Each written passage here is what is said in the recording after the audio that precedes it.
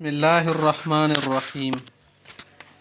خلاصی ولانم نمبر سبق کې مو مخته مزید واجبات بیایو، خاص واجباتو ذکر روانو مخته چې وسجدة التلاوة علی الامام والمنفرد. سجده تلاوت واجب وي سړي باندې که امام وي او که بېله ځون ته لمونځ کې چې امام باندې شا واجب شو نو مقتدي باندې خاص واجب ده.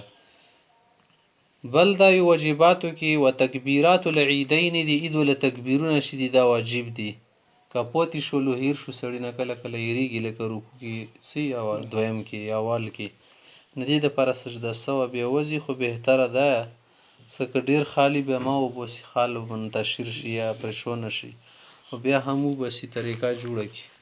و تکبیر رکوعهما دی ولا څوک هم رکوع ده د هغه ولا څه د عید لمانځه ولا رکوع دا هم شي دې دپاره کوم تکبیر یل شي دا واجب. و سجدة السهو سجده سوه چې ده علی الامام دا په امام لازمیږي، والمنفرد که ځون ته سړی لمونځ کول هغه باندې لازمیږي بترک الواجبي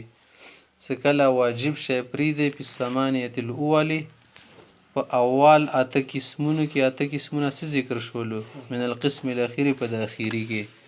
لکه ته وایي خلص پلانکای پلانکای شی واجب د دې اتو کې کوم یې څه پاتې شولو بیا به د مقتدیه وي که امام وي که ځوان ته منځ کاخي هغه به سجده سوه وباسي. وفي جمیع الصور من القسم الاول او د اول چې کوم صورتونه ذکر شوه خو هم و که نه هغه کې ټولو صورتونو کې سجده سوه در باندې رسي الا الطمانینه صرف د رکوع نه بعد آرام سره ودرېدل یا دوه سجدو منځ کې لاغونې آرام اختیارول یا لمونځ کې د آرام سره اعتدال وتیل شي که نه اعتدال ارکانو کې اعتدال کول آرام کردن صحیح د آرام سره څه کوي که دو د وکړو دو بیا واجب نه ده فانها واجبة للغیر دا دی بل دی وجې نه واجب ده لکه رکوع دی وجې نه واجب ده چې د رکوع خراب دنه نشي د بله سجده د نه خراب نشي ټچ دنه نشي ځکه منځ کې بې فاصله کوي که ونه شوله که نه المونځ د کېږي صحیح ده څه سجده سوه مجده سوه نشته خو نه یې کول په کور صحیح ده که نه آرام سره دوی کې لکه یو شی بعینه واجبي خپل ذات دی واجب نه که نه یو شی څه واجبي بل دی واجب نه هغه ته بیا لغیرې ویل شي صحیح ده دا په خپله باندې پولیس نه ده د بل چا په واجب اوس پولیس کېږي صحیح ده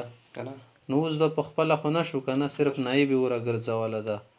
او نایب نه کامې درجې کې ده صرف درو دروالی چې لږ پام کوه صحیح ده که نه نور نه ده څه کیه دا شی ته دا بل دپاره پام دپاره ده چې دا بل ورکې پام وشي خاطر وشي دې دپاره دې تېر شي واجب للغیر.